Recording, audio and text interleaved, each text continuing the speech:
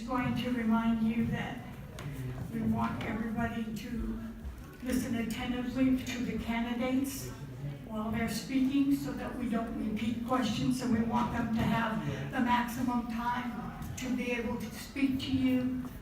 And then at 2:30, what we're going to do is we will stop the forum and you will have a half hour and the candidates can mingle with the audience so that if there's a question or something that you wanted to pose and there wasn't time, you will still have a chance to speak to all of the candidates. So I'm going to start with Mr. Lee, and we're going to work our way down. I'm going to ask each person to take about 3 minutes. Marcia Orth, Marcia, would you raise your hand, please? She is our timekeeper, so she'll kind of wave at you when you're down to post to the end of your time. I'll say one. Okay. I'll let you know when you have 1 minute left. Okay. So we would like you to mainly tell us a little bit about yourself and what it is that you can bring to the council. Sure. Good afternoon. My name is Daniel Lee. I've lived in Culver City for the last 15 years. I'm obviously running for city council. I bring mostly a background of activism and organizing, plus my current role as a graduate from the UCLA MSW program. I'm also a veteran of the U.S. Air National Guard, the California Air National Guard and the U.S. Air Force. For the last 14 years, I've volunteered at El Rincon Elementary. For the last 7 years, I've volunteered with the Martin Luther King Jr. Celebration Committee, and I've been the chair on some of those years.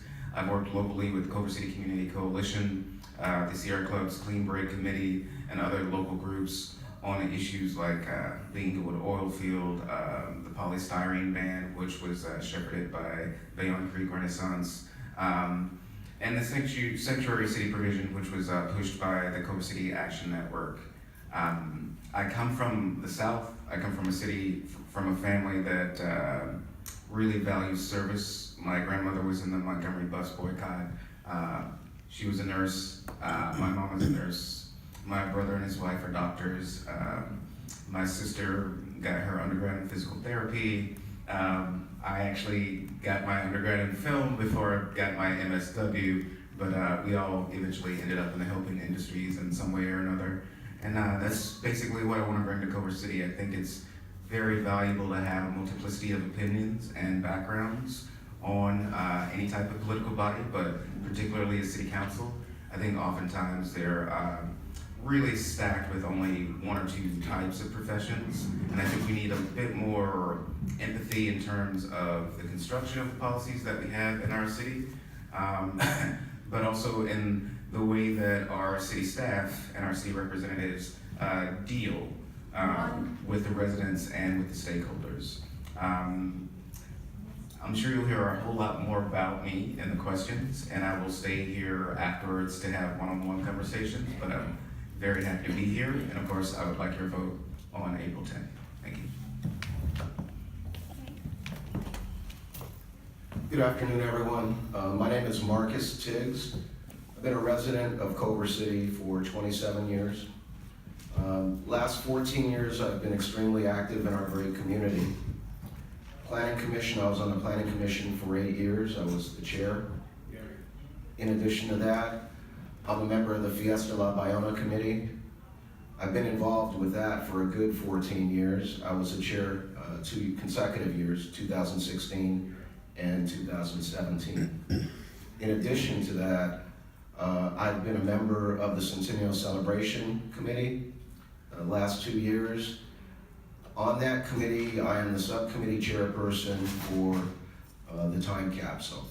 So we're almost done with the time capsule stuff, but this campaign is kind of taking a little bit of extra time. In addition to that, I am a member of the Culver City Citizens School Bond Oversight Committee. With this committee, it makes sure that the dollars that were approved by the voters are used properly. What I do in my civilian job, I'm a bankruptcy lawyer. I've been a lawyer for a good 27 years. I am a retired lieutenant colonel in the U.S. Army. I've had multiple deployments. I was a battalion commander responsible for the lives of 700 plus soldiers. I mention this because as an Army officer, I was required to deal with people that have different views, different opinions, political opinions, social opinions, different backgrounds. And the beauty of the military is that you bring all those people together and there's a common mission. I use this as an analogy if I'm elected on the Culver City Council, is I might not agree with the other council members, but at the same token, we have a common mission. That common mission is maintaining and improving the quality of life for the residents in Culver City.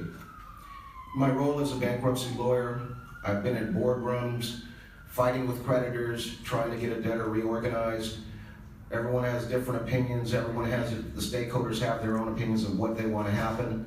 But at the end of the day, we get a plan approved, workers continue to work, the company reorganizes, and creditors get paid some money. I really would like your vote for this election. Thank you. Hello. So we're gonna pick, okay. My name is Alex Fish. On the ballot, you'll see me as Harden Alexander Alex Fish. So if you're not sure what to do, just look for the longest name and vote for that guy. That's me. I bought, my wife and I bought our home here in Culver City when I was 29 years old. We've been here ever since. We selected Culver City because it was the type of place that we could picture raising children. And we now have 2 children in Culver City schools. It was also the type of place that I could picture growing old and really never leaving. And that is my plan, to be here forever. And so, although the first many years that we lived here, I spent, we were convinced we bought our house at the top of the market. Not quite, but it was a number of years that I was working quite hard as an attorney in private practice. I was a partner at a corporate bankruptcy law firm. And during that time, I represented cities, large corporations, nonprofits. I actually represented a municipality in a Chapter 9 bankruptcy, so I've been looking at budgets since my 20s for cities. After that, once I got to a somewhat comfortable place and had 2 kids and really wanted to at least get dinner with them, I moved into a role in public service, and I now work in the California Attorney General's office as a Deputy Attorney General, working in the Natural Resources Law section. So my focus is on enforcing clean air standards, clean water, protecting forests, representing CAL FIRE, and sometimes working on recycling fraud. So I get the benefits during the day of serving the public, and that allowed more time in the evenings to become involved in Culver City, and I seized that opportunity. So at least I'm home for dinner, but I'm often going after that. I've been on the city's Committee on Homelessness for 3 years now, and I'm the chair of that committee now. It is a very hard-working committee. When the county came out with its 47 strategies to combat and prevent homelessness, we seized on that, and we encouraged the city to adopt a resolution to partner with the county. And since then, which the city council did to their credit, and since then we've been working hard to implement programs and get budget line items to fund those programs and put them into action to prevent and combat homelessness right here in Culver City. Wow. And I think we've been very successful with that. We just had a meeting Tuesday night, and it was a little bit overwhelming how many things we're doing right now. It's also very exciting. If you've been following the LA Times this week, it's had a very, very powerful and very, very accurate series in the op-ed section about the crisis of homelessness in LA County, and I'm proud of the work that we've done to try and get Culver City in a leadership position. And in fact, I was running just last week with someone in the county executive office working on this, and she confirmed that yes, Culver City is a leader, and I think that I played a large part in that.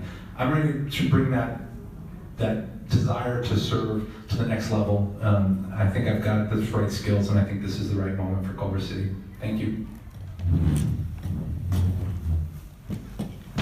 Good afternoon, everybody, and thank you, the Senior Center, for hosting this event. My name is Albert Vera. I was born and raised in Culver City. I currently own and operate Sorrento Italian Market on Sepulveda Boulevard.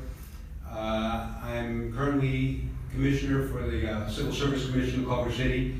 I was on the Landlord Tenant Commission Mediation Board, Board of Director for the YMCA, Exchange Club, Chamber of Commerce, as well as Board of Director for the Upward Bound House, which was an excellent organization in terms of taking homeless off the street, homeless families, mothers, children, even the elderly, and putting them in some type of rapid rehousing program, giving them job skills, giving them the things they need to get back on their own and get off their homelessness, and really just providing jobs for them. I believe the city is moving forward, but we have to move forward collectively. We have to think about our entire community, from our youngest to our oldest, and move forward in what suits each and every one of our needs. I believe now is the perfect opportunity with the general plan coming up in the city and the growth that's going on. We really need to think widely about our entire community. I come from a long tradition of service from the city, my father being on city council for 12 plus years. I'd like to bring that experience of being a business owner and knowing really how to provide the right tools necessary for the city to move forward. It's all about, the city is a business. We really need to operate it in such a way where we provide the tools, we bring in the resources necessary to maintain the level of service that we all been accustomed to, that we all fell in love with Culver City. I love the landscape. I love the feeling of Culver City that I grew up loving. I want to continue that feeling. I want to really do my best to preserve the landscape that we all love about Culver City.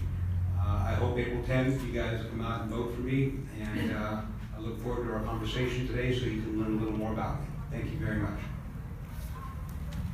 Okay, before I open it up for general questions, the lady from the city registrar's office was supposed to be here today, but I did not see her. So Culver City would like me to announce that if you have mobility issues or it's hard for you to get to your polling place, you may register or call the city clerk's office and get a form to vote by mail. They will pay the return postage. And that way the ballots will come to your house every year and you will be able to vote without, because some people it's hard to stand in line or the polling places keep changing. So I did want to make that announcement. Oh, she said no? Okay. Okay, so lady from the registrar's office here. Okay, would you like to come up then for a moment? Yeah, sure. Thank you. I didn't see you last time she was up. Hi everyone, good afternoon. If you have any questions, please come and see me. I'm over there in the back with my colleague Sochi. My name is Gabby and we're here to answer any questions you may have regarding the election. And I hope you have a great event. Thank you. Okay, we're going to open it up for questions. 1 minute, and then I will be taking the mic around to different people. Okay? You may either direct your question, if it's one that you would like a response from all the candidates, to them, and we will give them each a few minutes to respond, or if it is for a specific candidate, you can address that candidate, and we will give them time to respond. And the reason I ask those carefully is so that we don't repeat questions and that we can cover as much territory as possible. Okay.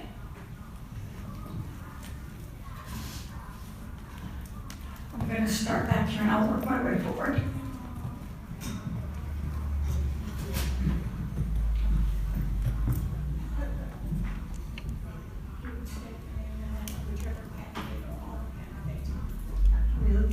I'm Kathy Schmidt, and I live in Metro Higuera neighborhood.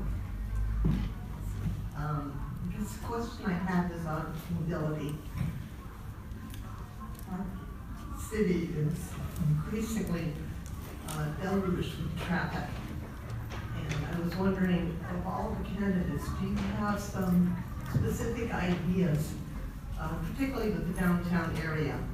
I know it's rough right now with all of the development going on, but I can't help but think that once that's over with, they'll be coming for destinations for retail, for restaurants, all sorts of things. And so I just wonder, how is it going to get better? Thank you. So I'm just going to come down the row and give each candidate 3 minutes to respond. And we'll go to the next question. So in terms of mobility in general, you're talking about, well, what I heard in your question is you're talking about two different things. Automobile traffic, but then also alternatives to automobile traffic, which means, pedestrian and bicycle infrastructure. I think unfortunately, because of the shape of our city, particularly that area with Washington being the major thoroughfare, there's not as much that we can do around automobile traffic, besides trying to pace out our development so that we don't have a conglomeration of traffic caused by development at the same time. But then also providing infrastructure to encourage people to get out of their cars and specifically to use the metro train that's right there. Also connecting the bicycle infrastructure that we already have.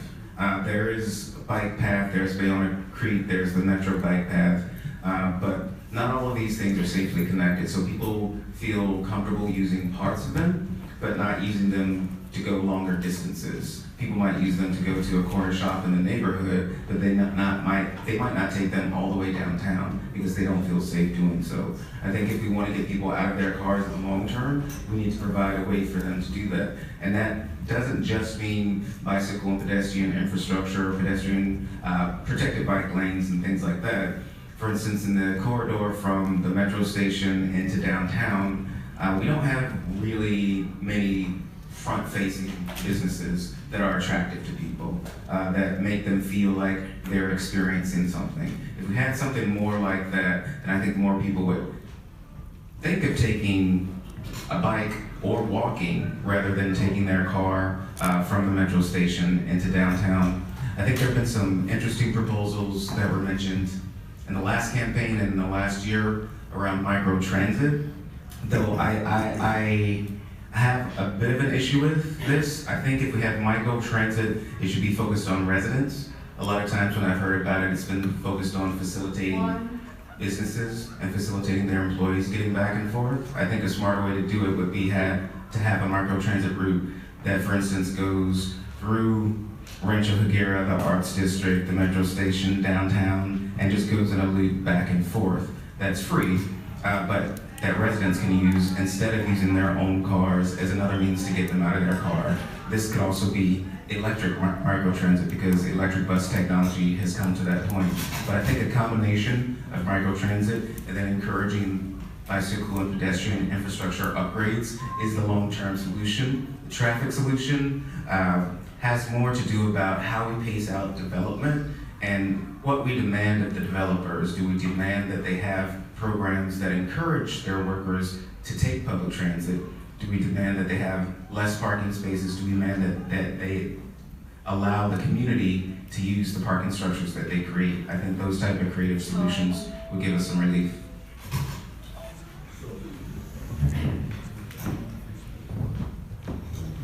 It's a very good question. Let's look at how people get around. People are walking, some are riding their bicycle, a lot of people are driving their cars. Clearly, at least clearly in my mind, we need to get people out of their cars a bit. Everyone's not gonna turn in their car. That's how I see it, that's reality. As far as encouraging people to get out of their cars, it deals with the first mile, last mile. We'll use the metro station as an example. If you live in Fox Hills and you want to take the Expo line, depending upon the time of day, you're going to hit a whole bunch of traffic. We need to make it more convenient for that resident, or if you're in West Washington, to get to that metro station. Microtransit is an idea. There are other ideas out there, but we need to get people to the station. Make it more convenient for them, and then people will drive their car less. I said before, everyone is not going to get rid of their car. The traffic problem we have is a real problem. It's not gonna go away unless we're proactive with it. I am a big proponent of at least trying to have traffic control officers at key intersections. That can be implemented, it costs money, yes it does, but it costs a lot less than the higher tech type of things. Let's get a traffic control officer out there, move the traffic along. Might not be perfect, but at least it will move the traffic, let it flow, and not be held hostage, if you will, to a dumb street signal. Let's talk about high tech.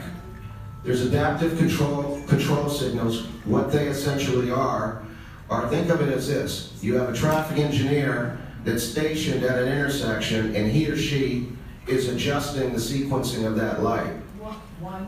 In this instance, you don't have that traffic engineer doing that. What you have sensors within the street, and the sensors adjust the signalization.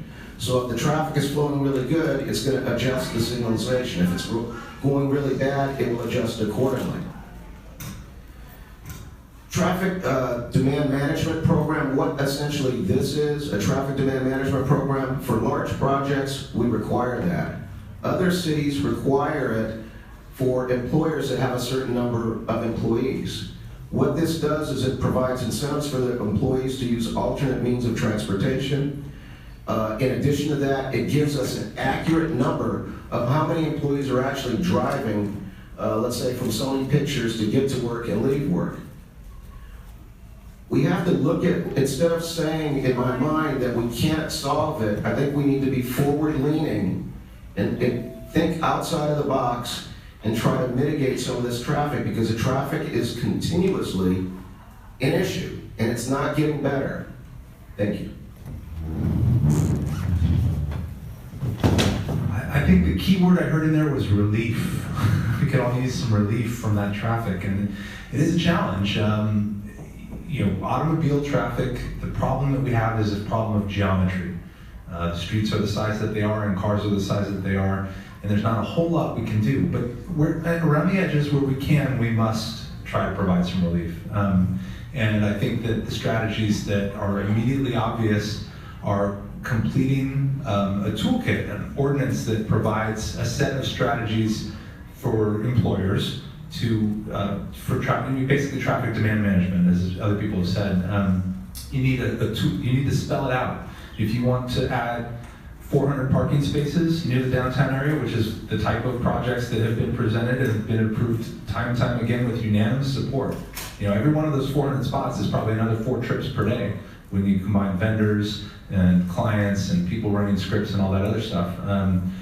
So we need to incentivize through a traffic demand management strategy for those jobs to provide Metro cards to their employees, to provide telecommute options for 1 day a week, to shift schedules, and all this stuff should be should be a package of incentives for businesses to influence their employees' behaviors. That can make a big difference, because what we have essentially right now is a rush hour problem. And traffic demand management strategies are great at dealing with rush hour problems. The second one that's also been articulated is continuing to invest in I think it's called automated traffic control system, but this has been a multi-year project. In the mid-year budget update that the City Council just heard on Monday, we're continuing to invest in this, and this is the idea of getting the lights to work together.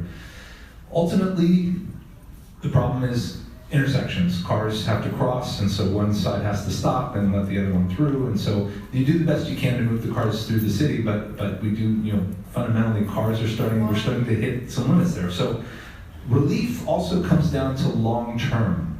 Why do we need our cars? It's to live our lives, to have enriching experiences, visit friends, get the things we need.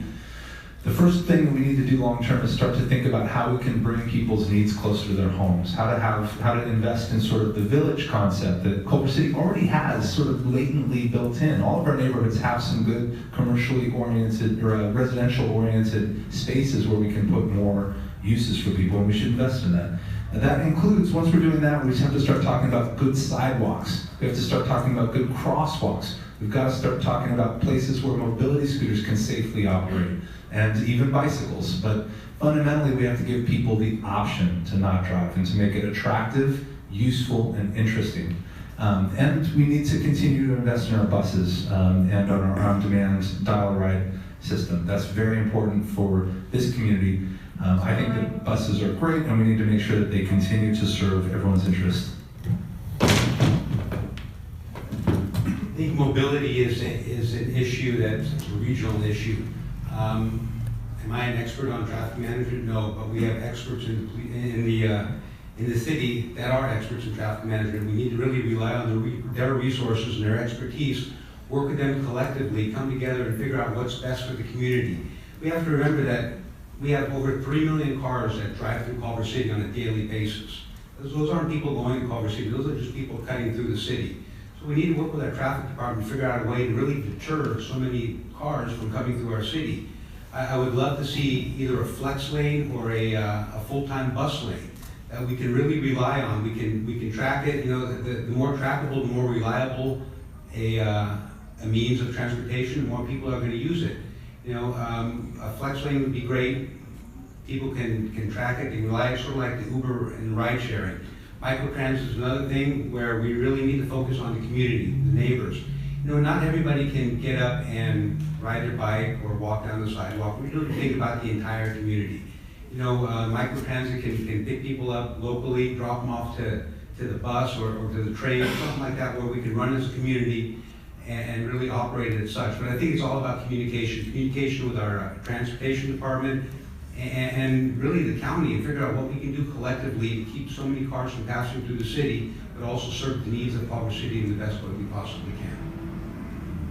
Thank you. Next question.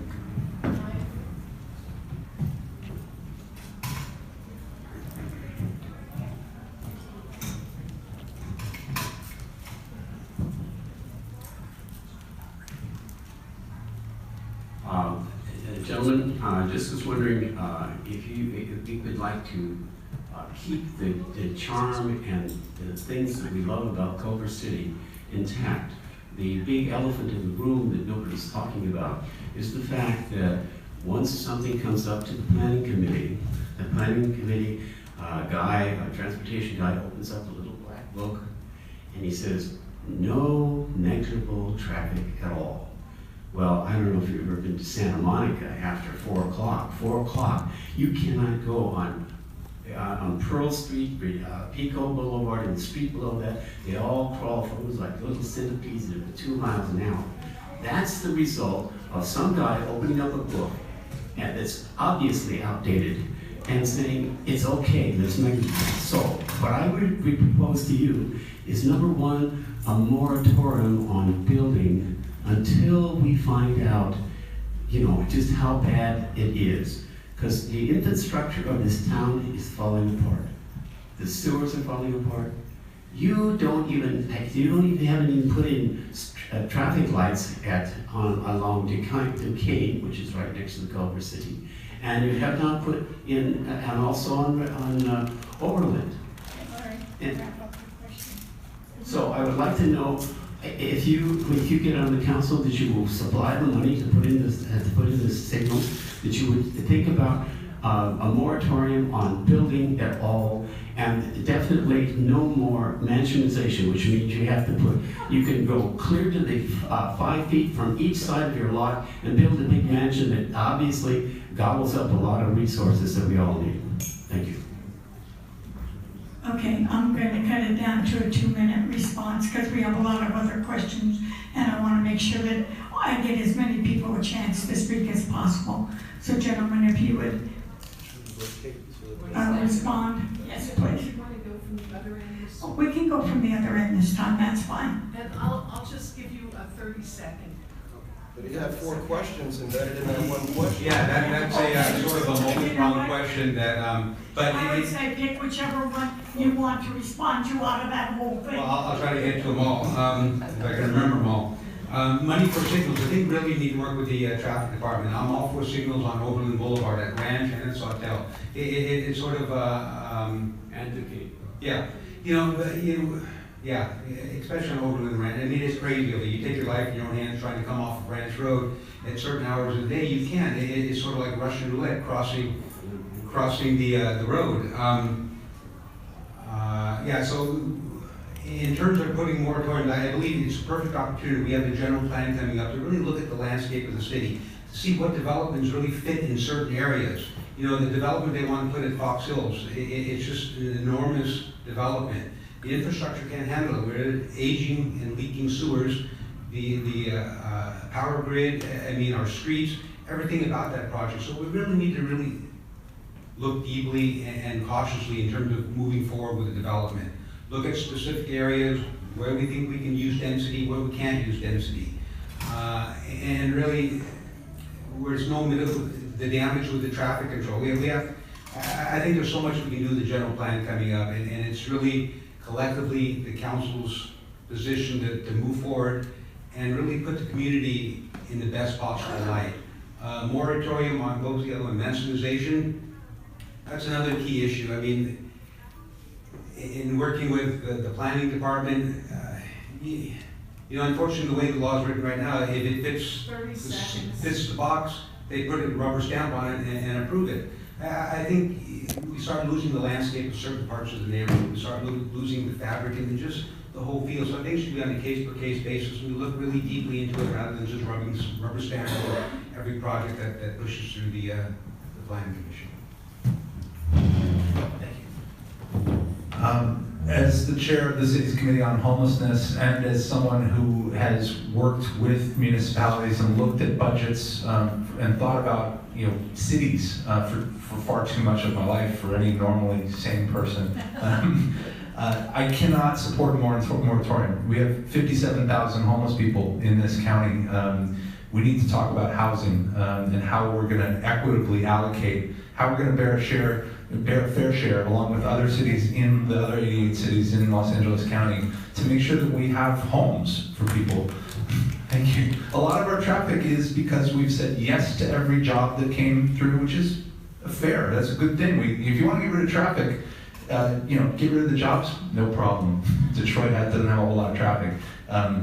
But we do need a balance. We need a balance. We've said yes to every job, we said no to a whole lot of houses. So the general plan update, the blueprint of our city, the constitution of our city, the convention on that constitution is an opportunity to have these difficult discussions. How are we going to play our fair share? How are we going to house people? How are we going to deal with traffic and all that? So I can't say that we need a moratorium, even though we're about to start this process. I will say that we have a problem with big developments, and that's a function of a lot of choices that have been made throughout coastal California.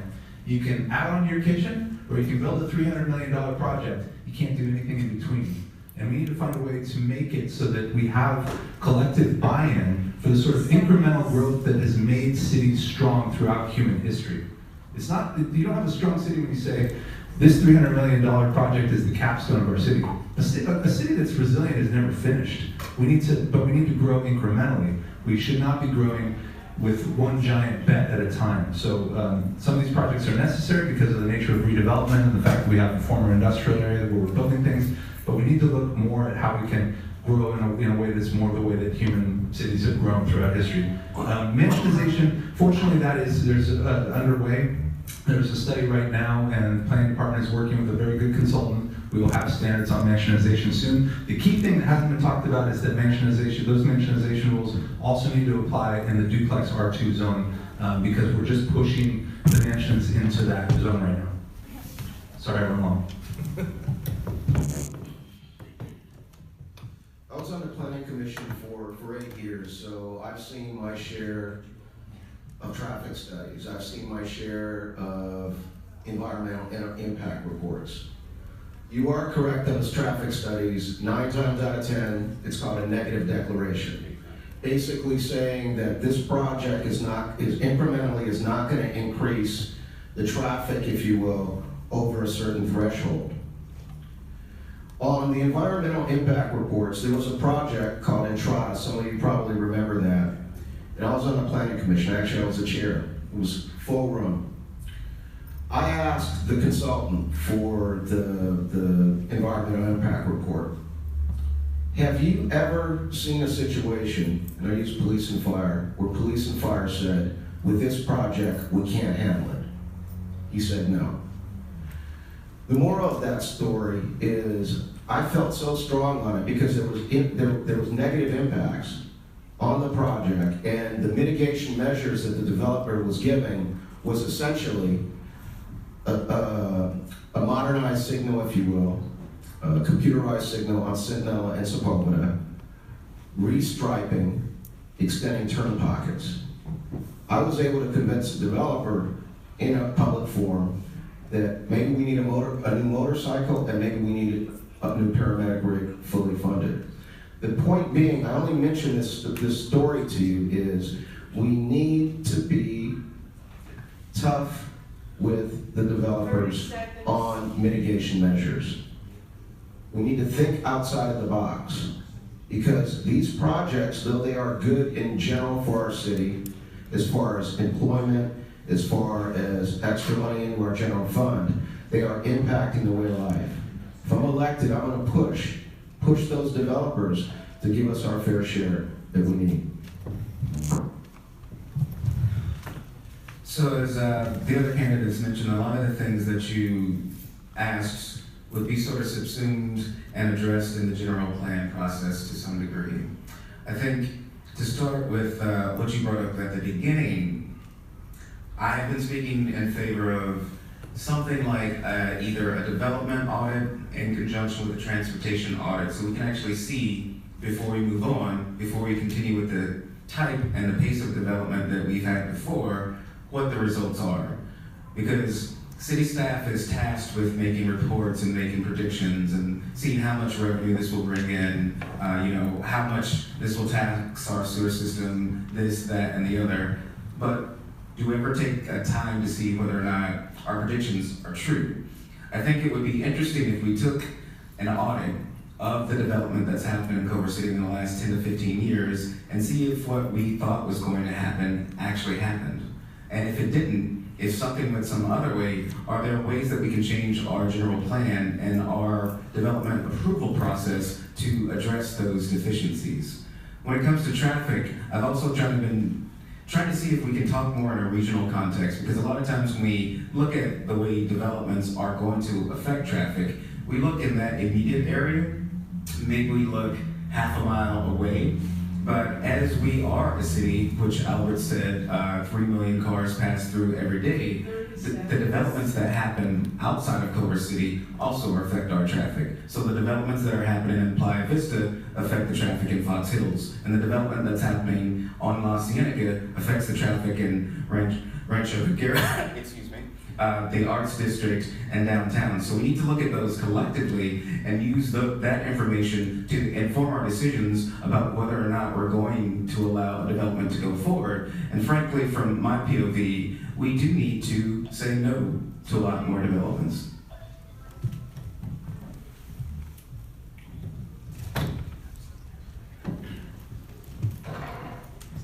Thank you. I'm a member of the Sierra Club, and we're the largest environmental organization in the country, 40,000 people in LA. So obviously I'm interested in environmental issues such as clean air, clean water, the oil fields, obviously traffic. And I guess my questions are, one, have any of you gentlemen been endorsed by the Sierra Club? And two, what would your environmental priorities be if you were elected? Thank you. Okay, we'll give each gentleman 2 minutes to, did you address it to a specific person or to the group? The group. Okay, we will just go down the line and let you each have 2 minutes to respond. We're trying to rotate here, so yeah, get equitable first dibs here. I'm proud to say I'm endorsed by the Sierra Club. That's the only PAC money I've taken. $250 from the Sierra Club, thank you. Yeah, I'm very proud of that endorsement, and my love for the environment and the passion for creating a sustainable way of living is why I work for the state of California now. I left a very successful law practice to make a lot less money, but have more time, but also work on much more meaningful work to me.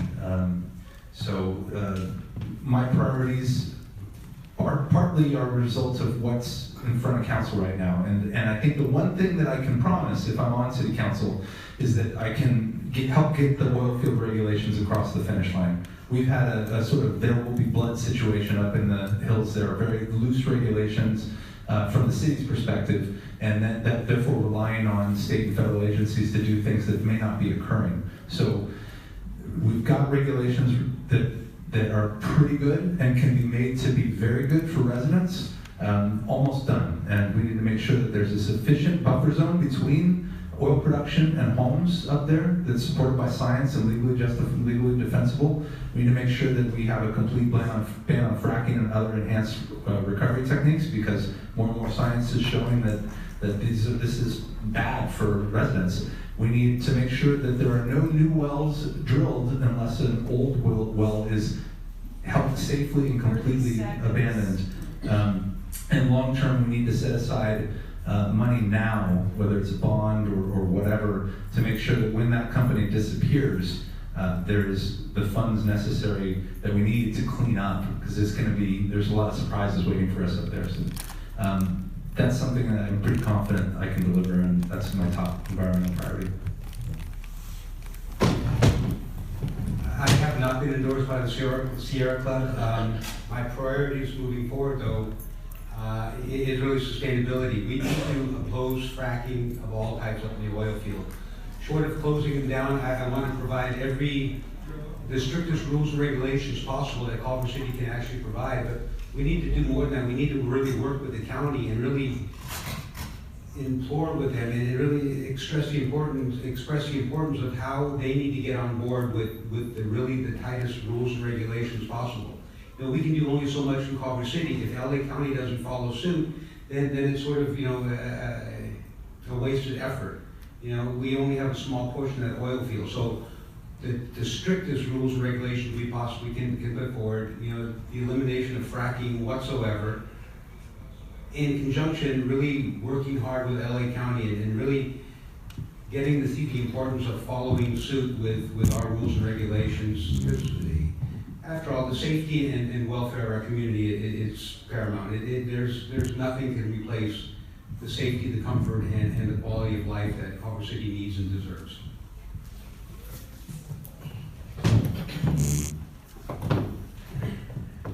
I have not been endorsed by the Sierra Club, and I'm smiling because, I'm no environment. Most people know me. I love the environment, but I'm not an environmentalist. I can talk it, but I'm not going to give you BS. Okay, I'm just going to say that right now.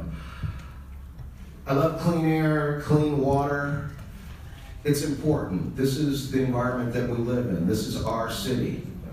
As far as the oil fields, I brought up before I was a battalion commander, responsible for the lives, sons, daughters, mothers, fathers. I take the safety of the residents to heart. This is a major responsibility.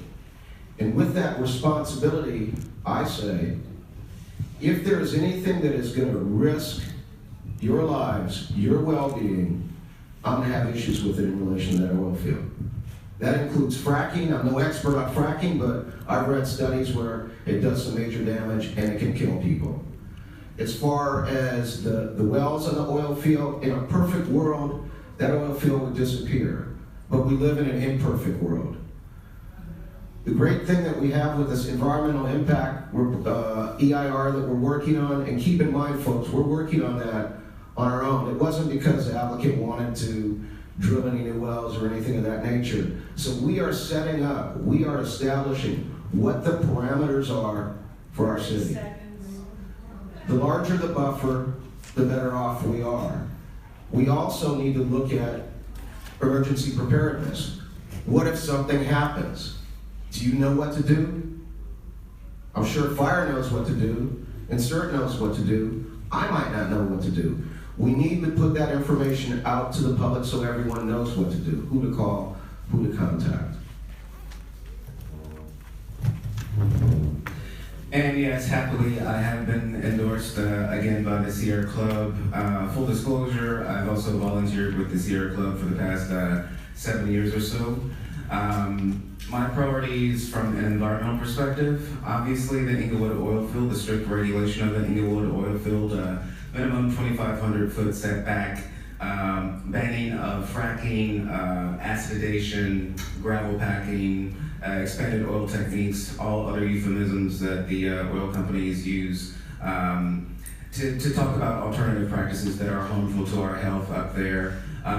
Also, I think we should have, at minimum, a $2.5 billion bond that would protect the city of Culver City in the event of an accident and the businesses. Lastly, I'm in favor of an excise tax that would allow the city of Culver City to either hire an outside contractor or a city employee to actually go up to the oil field and make sure that the regulations that we pass are actually enforced. I would also like to mention that the deadline for comments, to make comments on the EIR is coming up on around March 13th or 14th. So if you are passionate about this issue, please go to the city's website, email, and make your comment. The more comments we make that are backed up by evidence, the stronger argument we have to make strong regulations. I responded to an invitation by a representative from Sentinel Peak Resources last week, and I'm actually going to go to the oil field myself next Tuesday to take a look around, to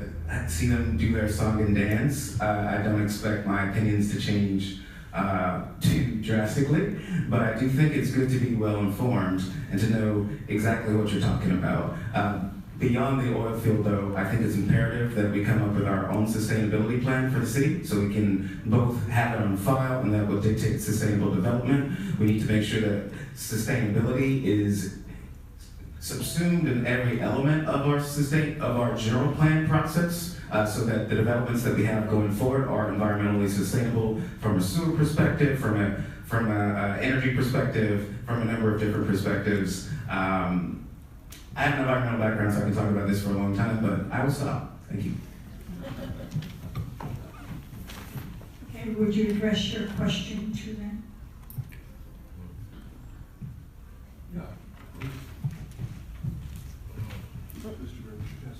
Yes, sir. Is this a written exam?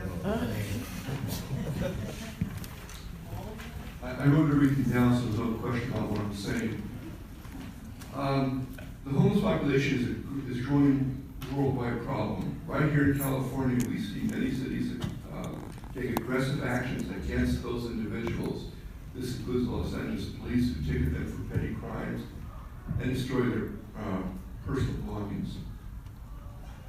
Nobody wants to be homeless. The stigma, nobody wants to help the homeless because the stigma is too great. Culver City is among those municipalities taking up actions to discourage homelessness from living here, as examples. I list 6 of them here, and I'm not going to go through them right now, one part of the question. The latest one I do want to mention, the city has begun installing special benches, like at bus stops, where you can't, there's no back to it, you can't lean back, you can't sleep there. They have bars across the seats so you can't lay down and sleep.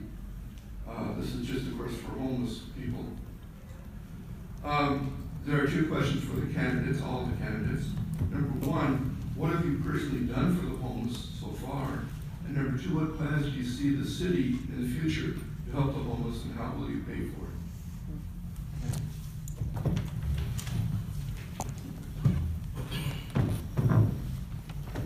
Thank you for your question, and thanks for providing us the transcript of what you asked.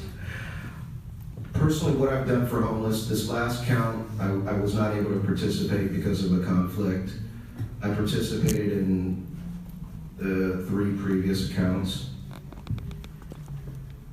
When I see a homeless person, I'm not afraid of that person. I've engaged homeless people. There was one lady, we befriended each other, we would have coffee sometimes together. The takeaway, at least from my heart, is you can find a lot of wisdom from anyone, no matter whether they're homeless or whether they're really wealthy. People sometimes are just down and out for no cause of their own. When I was on the planning commission, one of the projects that really touched my heart was Upward Bound on West Washington. It was the first transitional housing project in Culver City. I paused because there was a lot of not in my backyard or NIMBYism going on at the time in the West Washington area. There were fears. People were afraid. Those people. When I hear the word those people, it makes me cringe. Who are those people? 30 seconds. They're like, you or I could be those people. In the future, the homeless is not just a buzzword for a campaign. Even if one is not compassionate with homeless people, it impacts you. Because police, they're getting more and more calls for homeless people.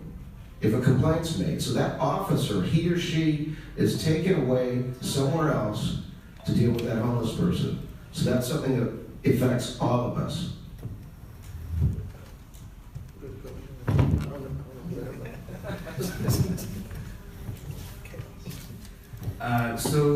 Very briefly, I did participate in this year's homeless count in Culver City. In past years, I've participated in homeless counts, mostly in the city of Los Angeles. In 2016, I worked for the LA County Federation of Labor, and I was a campaign lead around measures HHH and Measure H, which were for LA City and LA County. We were basically doing voter education around those issues and trying to influence both union voters and Democrats to support them. In my past activist life, I did more direct homeless advocacy. I was a fairly active member of Occupy Los Angeles, and the homeless population in downtown Los Angeles deals with a similar type of harassment that the homeless people deal with around the county.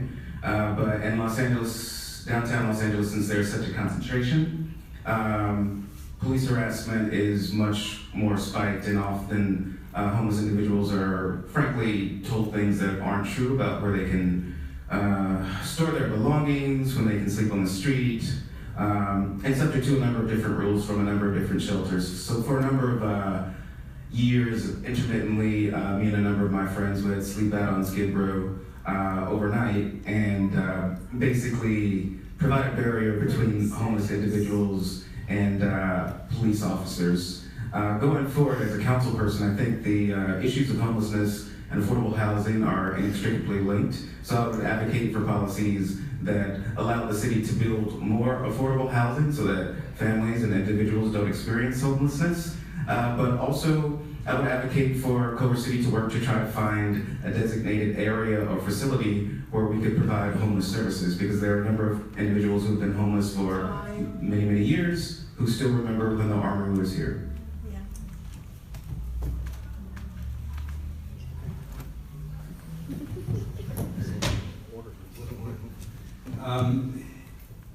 I love the concept that LA started implementing is safe parks.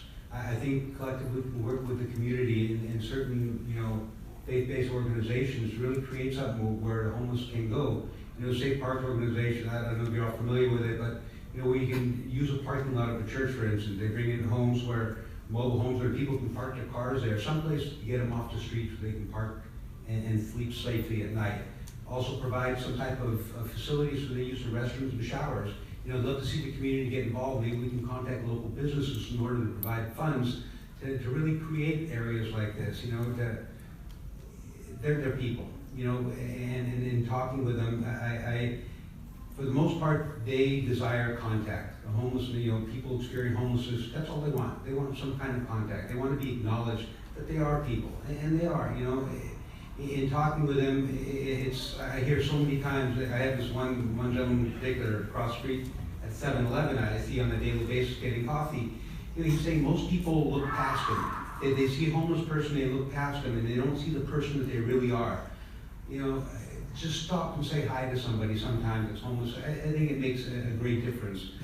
Also, LA and I love Culver City somehow implemented where they have parking meters. And the parking meters are geared specifically that fund goes to the homeless. So you walk and you have an extra quarter in your pocket, an extra dollar, you can put it in the meter. That money goes to provide care for the homeless. We can put it in the mall, we can put it in front of businesses.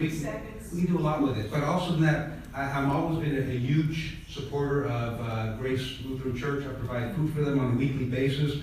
I'm the board director of Upward Bound House, where the involvement that I have there, and also provide food for them on a weekly basis. You know, Upward Bound is such a great organization. I provide food for SAFES at St. Augustine's on a weekly basis. Backpacks for kids, I'm a huge supporter. So I'm involved with the community. I'm involved with really a variety of organizations that helps and provides food for the homeless. I think it's a community effort. It's an involvement that we all can get together and really make a difference. I first became interested in the problem of homelessness when I went to UC Berkeley. From the comfy, cozy confines of Camarillo to UC Berkeley was an eye-opening experience, and I realized how the magnitude of the problem of people who are unhoused in California. And I came to appreciate that, because of the things I was studying, the things I was thinking about, I realized that the proper approach to dealing with homelessness, to combating it and preventing it, is to provide homes for people. That's number one. You cannot provide services to people unless you're addressing housing first. And California now embraces that, which is great. I've been involved in the Committee on Homelessness since I left private practice and began to become more civically involved, because that's been on my mind for a long time. I, with the committee, was the person who identified the county's 47 strategies, which have expanded to 51 strategies to combat and prevent homelessness, and I immediately urged the committee to form a subcommittee to begin taking the broad brushstrokes of policy and making them reality, because my sense, based on my skill set, was that I could do a whole lot more trying to create policy and trying to connect money to programs than I could personally going out and doing direct action. So that's what I've been doing. As a result of that, Culver City has reallocated its housing choice vouchers from simply a lottery system to half of them go to candidates for permanent supportive housing. So people who need homes. Culver City now prioritizes them over other people. We have gotten budget approval for programs to rehouse, pilot programs to rehouse people, pilot programs to prevent homelessness and catch up on utilities and rent, and pilot program to provide life safety upgrades for seniors so that people can stay in their homes. In the coming year, we're going to be finishing up an ordinance that will provide more employment opportunities for people who are trying to get back in the workforce, and I could go on for another 3 minutes or so, but that's about half of it. Back here. I thought you were working away to the front. She did.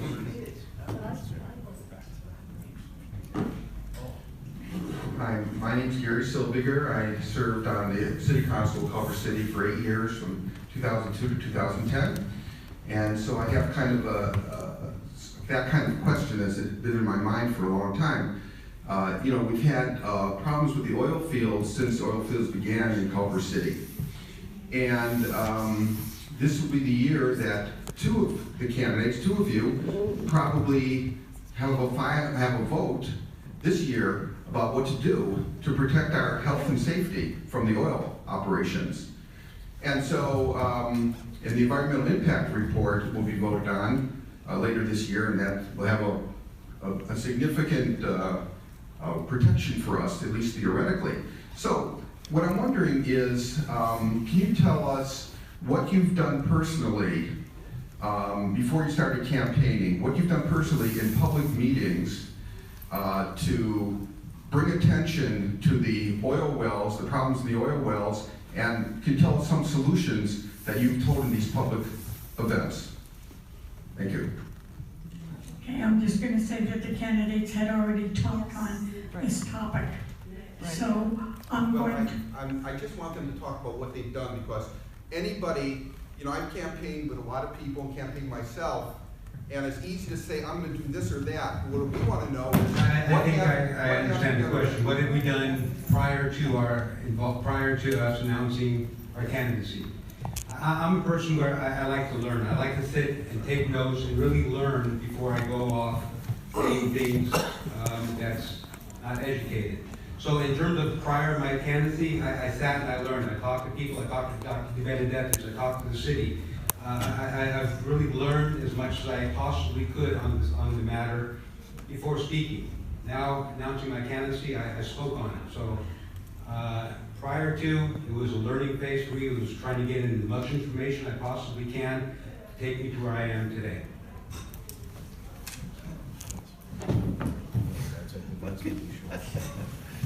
Hey Gary, that was an excellent question. Really, really, I love it. I love it. You know, as a lawyer, you never ask a question unless you know what the